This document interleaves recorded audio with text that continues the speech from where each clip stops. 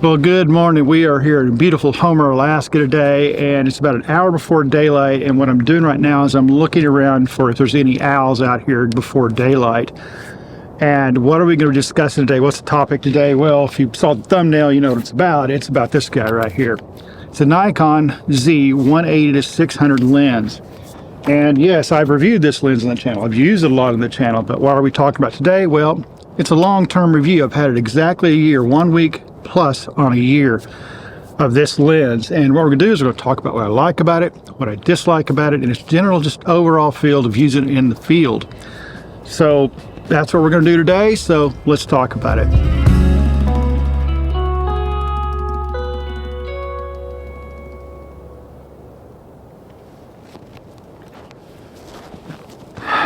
So far I'm not seeing any owls, and the culprit I'm looking this morning for is a hawk owl. And the hawk owls, if you're ever looking for them, they tend to like to find the tallest trees they can and sit on top of those when they hunt or something out in more in the open. So that's what I'm doing, blasting all these tall tops of the trees. And I'm also looking a little bit lower to see if I can see great gray owls also. We do have a lot of short-eared owls out here around Homer too, but I'd catch them more as the sun starts to come up, and they'd be more probably down in the spit as opposed out here in this little bit of woods surrounding the airport area. I don't know what it is about airports and owls, but it's always a good bet if you're looking for owls to go check by your airport and the land around your airport. But anyway, that's what I'm doing. I'm not seeing any owls. I've got probably about 30 more minutes before we get sunrise, and it's a little chilly out here. It's below 20 right now, so it's a little cold. It is beautiful though, these trees with all the snow on them. I love Alaska in the winter. I know I've already had a video about that, but I'm just such excited time of year for me is once I could get out here, start really looking for these owls, all these animals in the white and the snow, and the rock sandpipers come back here, which I saw them when I got in town yesterday. Just awesome. So today ought to be fantastic for all this. But I know we're supposed to be talking about that lens, but right now we're talking about owls. But I'm gonna glass a little longer, probably another 20 minutes, and I'm gonna head down the spit and start looking for shorties. I'm gonna give up on these guys. Anyway, back to glassing and see what else I can find.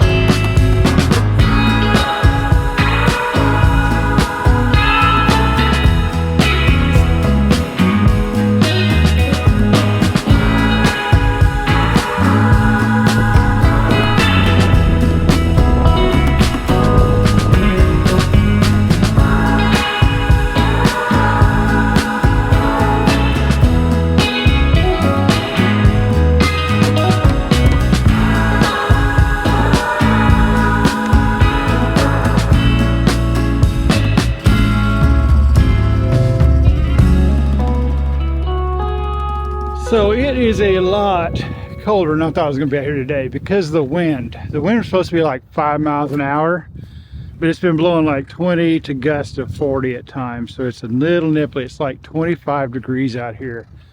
So a little cool, but enduring and having fun because I'm finding a lot of stuff out here today. So this could be a fun day here on the spits. It's gonna be a rough, cold day, but it's gonna be a fun day.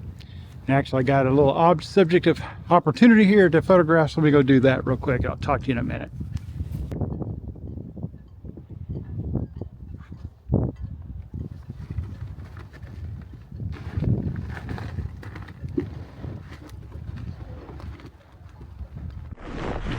You stay right there, buddy.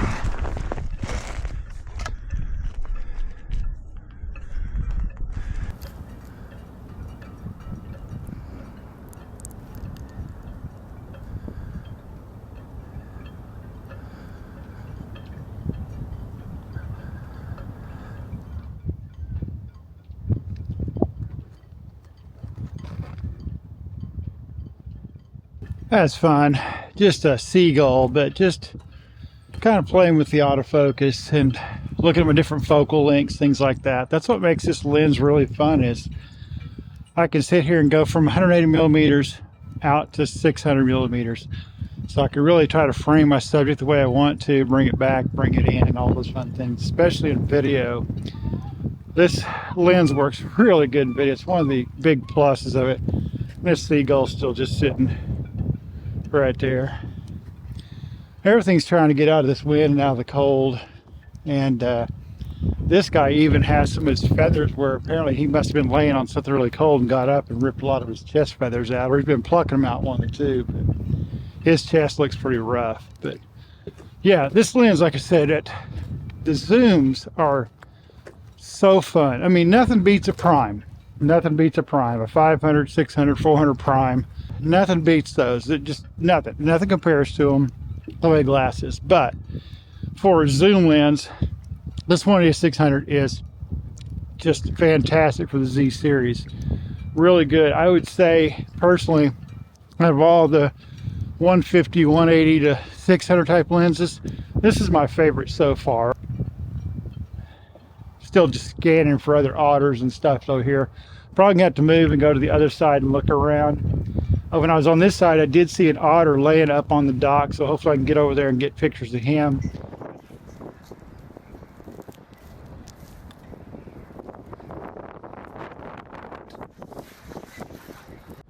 Okay, that was fun. When I got down to the docks, first thing is I found that sleeping otter, and he was just snoozing away. And when I kind of got over closer to him to start getting shots, and again, that's why I like having 600 millimeters, and I could get headshots of him and kind of pull it back to get some more of the body shots. But as I'm filming him and photographing him, another otter came and got up on the dock with him and started cleaning and preening and all that stuff. The other one kind of lift his head up and then go back to sleep and kind of clean and brush himself off, but just slept the whole time. I love it when I find one up on the docks or up on some rocks just sleeping. They're just so fun to watch and to photograph. Just made the highlight of my day so far. But just incredible time with these two otters.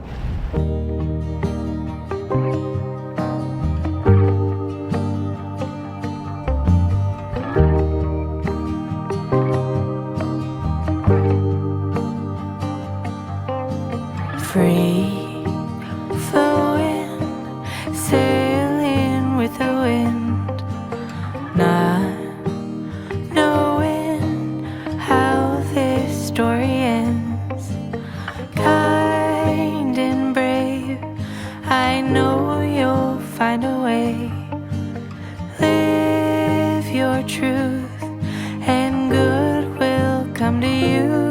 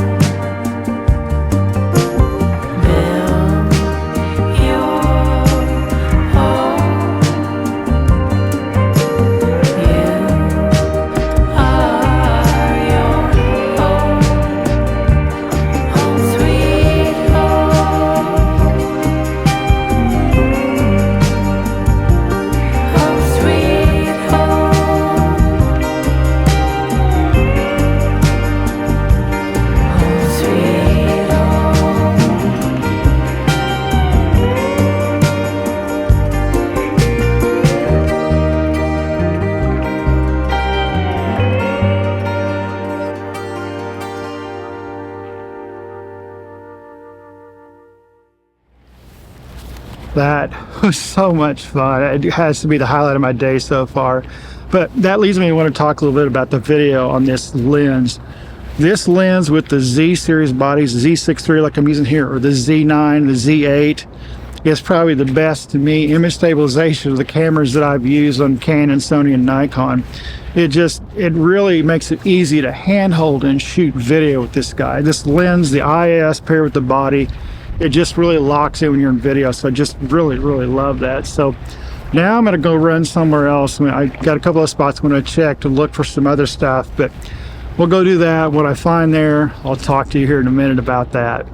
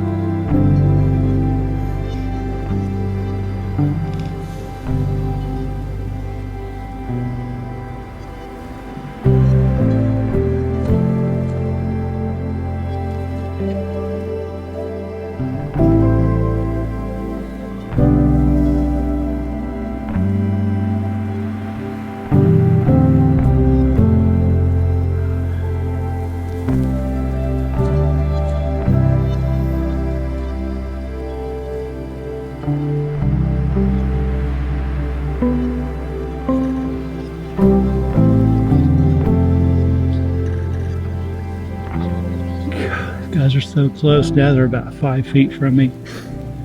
And they don't care, I'm moving around, they couldn't give a crap.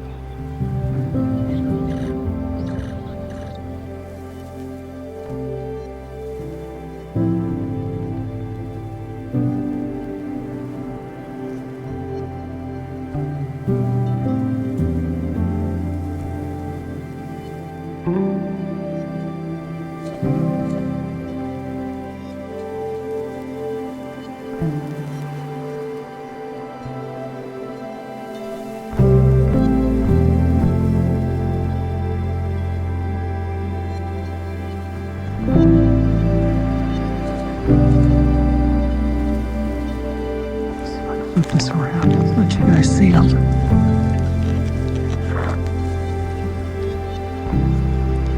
Nah, that spooked them. That spooked them.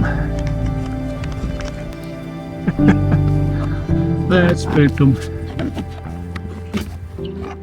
Just moved my arm to this camera, spooked them. That was pretty cool. But this is awesome. But again, I'm in tide again. My left knee is in the water again. Oh, this is so cool. This is why I love Sandpipers. Just amazing. And shooting this lens makes it even better because I can, as they get closer to me, you know, 600 millimeters is just too much. So I can start bringing it back to 400, 300. I was even shooting at like 250 for a little bit because they were just so close. They got within like 3 feet of me, but I gotta move it again. Hang on.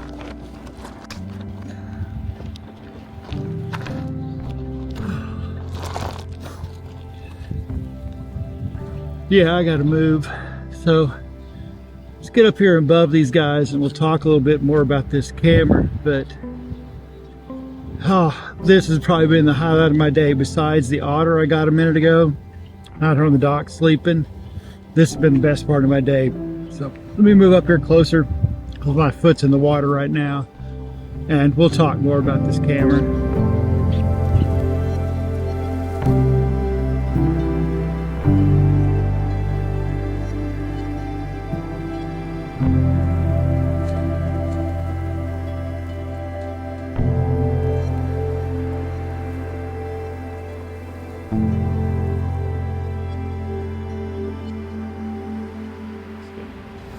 Okay, I finally found a spot where I can get out of the wind, where I can actually sit down and talk to you about things that I like about this lens, things that I don't like about this lens. And if you watch my videos, you watch my review video, you'll know that I'm really fond of this lens.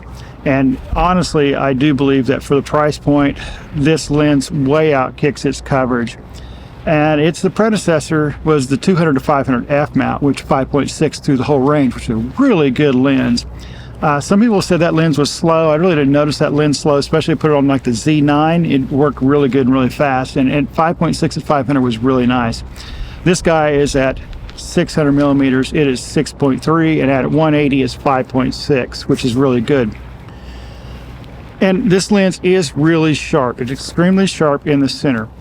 And its sharpest point when you're going through all your focal ranges is about 500 on this guy. At 500, this thing's sharp in the middle and very sharp on the edges. You get to 600, you're still extremely sharp out to 2/3 of the center. When you get to the edges, it starts to soften up just a touch, but not a whole lot. And I don't really worry about those corners being softer or things like that. Actually, when I shoot, I prefer my edges to be blurred out anyway. That should be where my bokeh exists, out in those corners anyway. What I really want is in the middle 2/3, you know, when you're shooting basically the rule of thirds, where you got your framing, your subject should be on those two, in between those two markers somewhere in the center on the edge. And that's where you want your sharpness at. As long as the sharpness is good right there, which this lens does extremely well at those spots, I'm good. And I want the rest of it to be, you know, the background blur, stuff like that. So those corners softening up, which again, this one softened up is very, very small in the corners. It also handles chromatic aberration really, really well. When you have those times you get a lot of light where on a line or a branch or something, you don't see a lot of fringing or chromatic aberration around that. It handles it really well. Shooting into the sun, which backlit subjects works really good too. I really don't have any problem with that. And that's where I love the Nikon cameras, because when you shoot backlit or any type of light hitting them, it really captures that glow of the sun capturing, or that light. It's really nice. That warm colors is really nice.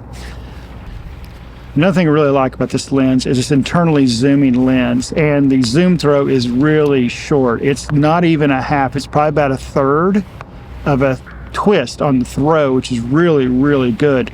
Short throws are really nice with zoom lenses.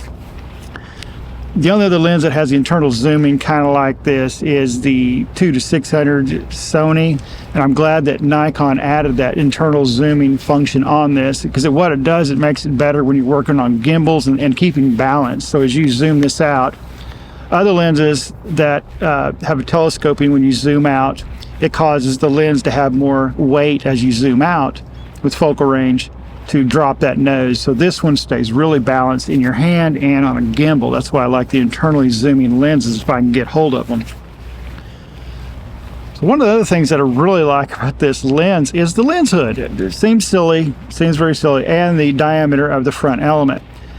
This lens hood is fairly short here. A lot of these lens hoods you get for these guys, they're really, really long. This guy's not too bad in length for 600 millimeter lenses. And the other part is the front element, the size of it. It's 95 millimeters. What is that? Why is that important? Why is that interesting? Well, they do make 95 millimeter screw-in filters. So you can put filters on this guy if you want to on the end of it. So if you need like a variable ND filter, if you're shooting a lot of video and you need to adjust that for the light, or if you want to put a polarizer in there, like you're shooting water, you want to reduce the glare, or you got a lot of midday shots with animals, you want to reduce that glare, you can put a polarizing filter on this also. So you just screw it on there and go. So it makes it really, really nice, and it's a really handy feature for when you need it.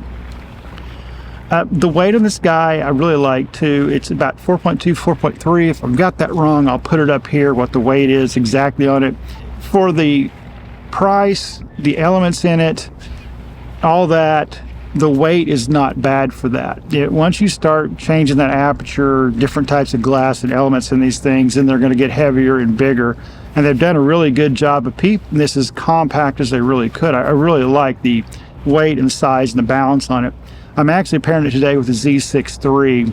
I meant to shoot the Z9, but I thought, you know what, let's just shoot the Z6 III today to see how it pairs with this guy, which I know it will very well, but it's done really well. The autofocus in Z6 III is extremely good.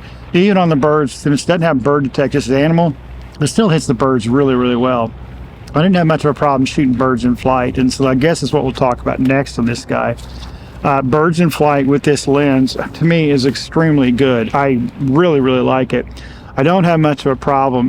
Birds in flight, you got to remember, is practice. You got to go out and practice on your slow-moving birds. If you got seagulls around, they're just perfect because they kind of, sometimes they'll fly fast, but most of the time they fly fairly slow, so you can practice on those guys. So one of the tricks with birds in flight is if you're having problems with 600 millimeters of hitting that bird, you know, in flight, is to back it off to about 400 millimeters, get it and move your lens through till you can see the bird, get it in the frame, get your lock, and then go ahead and throw it back to 600 millimeters. But again, it takes a lot of practice on birds to get birds in flight. So go out and practice. If you don't go practice, you're never going to be able to do it in the field. So just like if you play softball, you play golf, you do any of those things, if you don't go out and practice, you're not going to be any good when you go out to the game. And so the game is when you're going out like what I'm doing here. But all the other times when I'm at home, I've just got a couple hours or maybe 30 minutes, I can run out to the local spot where I've got seagulls or ducks or something, and I can practice my craft, birds in flight, playing with different types of focus techniques that you want to do, or different light, and just kind of seeing what works. That's what you do, is practice. But that's enough about birds in flight, but it does extremely well. I have no problems with this lens shooting birds in flight. I don't know why I wouldn't, because it's just a good lens. Now, another thing that I really like with this lens is using a teleconverter with it. The 1.4 teleconverter works extremely well with this lens. And so what you've got is that instead of 600 millimeters, now you're at 840 at f9 instead of 600 at 6.3. So 840 at f9 is still a very narrow aperture. It works really well. And I had an opportunity on this trip to do that, to actually drop the teleconverter on that. So what ended up happening is I saw a pair of tundra swans up here that were opening in the water. There's ice everywhere, just a little bit of opening water where these swans were. So luckily I threw my teleconverter in my pocket. Don't know why I did. I just threw it in there just in case I needed it, which I'm glad I did. So I popped out and got down close to the water, shooting the swans, and then just past them, up popped a river otter. Man, you talk about lucky. So he was a little farther out, but he was still an acceptable shooting distance. He was within 80 yards of me. So anything in 75, 80 yards is okay to shoot. So I went ahead, popped the teleconverter on this guy, and started working on him. So before it, he was fairly full in the frame, but now once I had the teleconverter, he got much bigger in the frame. He's still at an acceptable distance. So remember, with teleconverters, still don't try to shoot anything more than you would if you didn't have your teleconverter on. If you weren't going to get good quality of the image at that distance anyway, a teleconverter is not going to help you, because they're not made to shoot farther. They're just made to enlarge something at a distance where you've got good image quality to your subject. So remember that. But this guy handled really well. So as this otter would pop up over the ice, and a couple times it got closer to me, I was able to fill the frame with that otter and videotape him and take stills of him. It was just really, really nice to have that teleconverter on to get that otter bigger in frame, because when I didn't, the shots I had before, he was smaller in frame, which is fine because you get more, you know, landscape with him, but I really wanted to see his facial expressions and things like that and get some headshots if I could of him. So that's what I did. Plus I'm shooting a 24 megapixel camera at the time, so I don't have the ability to, when he's small in the frame, to really crop in. So I needed to enlarge him in the frame by using that teleconverter. And since I was at a acceptable distance and sometimes very shorter distances, it worked out really, really well with the teleconverter. So that's one thing I really like with this lens. And the video I have with the spruce grouse of this, when I did the other review of this with the teleconverter, Very impressed with this lens with teleconverters. That's another big plus on this guy.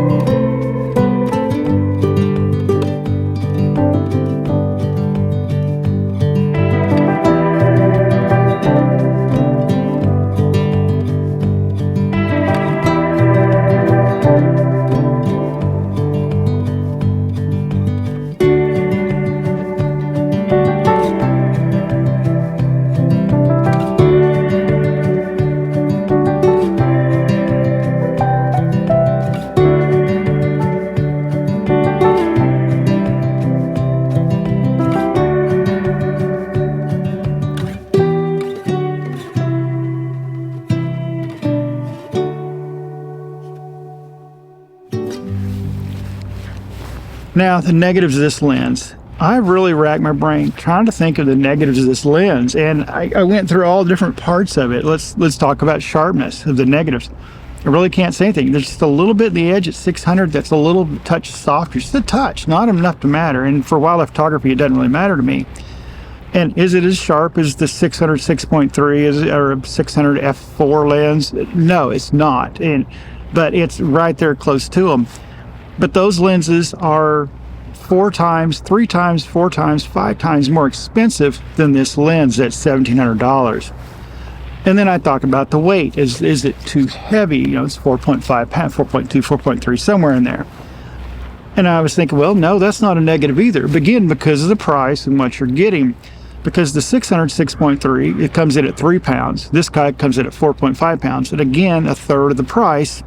So 1.5 pounds more. Not that big a deal. Because they shaved off more? Maybe. But then the price may have gone up higher. I can't really think of many things. You know, the handling is good. It works really well. I haven't had any problems with this lens. It has been extremely, extremely good. Most of the guys that I know, they're Nikon guys that are shooting this lens, they'll sometimes tend to take it out over their primes when they don't know what the distance. Like what I was doing down here today. Yeah, I'd love to have my prime in this light that's kind of iffy today, because I could get some better images and better bokeh, because at 6.3 I could get some better blowout and it's better glass. But by having this type of lens with the, you know, the variable focal range, as I got with the Otter that was sleeping, I could pull back on that guy. When I was shooting video, you know, sometimes you get too close. I need to pull back to get both Otters or the full Otter in the frame, or if I want to get the headshot, I can zoom back in. When I'm shooting these rock Sandpipers today, those two things are my favorite part of the day, the rock Sandpipers and that Otter.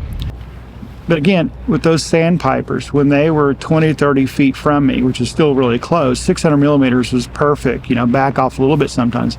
But as they started flying in and getting closer, and they got within 10 feet, 5 feet, 3 feet, I was back here in the 250, 300 range at times, photographing, because they were just getting way too close to me. Because at 600 millimeters, I'm just getting a headshot. And getting a headshot on a little bird that big is pretty incredible if they get that close. So I'm really blessed today by how close these guys were getting to me. Just really a lot of fun. But really, as far as negatives, I can't really think of any when you really consider the price range and the quality you're getting out of this lens. It is an amazing lens, and I use it a lot. This guy usually sits on the Z6 III, or it will sit on the Z9 a lot, because I just don't know what focal range I need, and this guy works extremely well at all those ranges. But I really, really love this lens. That's the main part of it. So for my synopsis on this lens, conclusion, I think you guys already know what I'm going to say. This is a buy. If you're a Nikon guy, buy this lens. Even if you've got a 600 f4, you got a 600 6.3, I still would say get this lens, because you have the versatility of the zoom, and your image quality and your sharpness is going to be off the charts good with this lens. You're not going to really get back and start editing going, I wish I was shooting my 600 6.3 instead of this lens when I was out at 600 6.3. You may see a little bit of difference in the sharpness, but it's not enough to really ruin your day. You know, it's just not in this day and age with the software we have at our fingertips when we're editing. But this is just an incredible, I've said that word way too much today, is an incredible lens. And if you don't own one, you're a Nikon shooter, I don't know why you wouldn't. But anyway, guys, that's the review of this guy. I've had a blast here in Homer. It has been just insane. It has been cold. As you see, I'm all bundled up here from the cold, but being able to see all the stuff I've seen on this trip, you know, the rock sandpipers, sea otter, river otter, tundra swans. I've got some gold crown finches that I've seen over here. I'm going to see if I can find them. They're rosy gold finches, I think. I may have said that wrong. If I can go find these guys on the way out, I may include them on the outro. But if I don't, I will be back down here in a few weeks again to spend a lot more days down here photographing stuff. And if you're in Alaska, get down to Homer. In the winter is probably my favorite time to photograph stuff here in Homer. But as always, guys, until the next video, get outside and go run that shutter.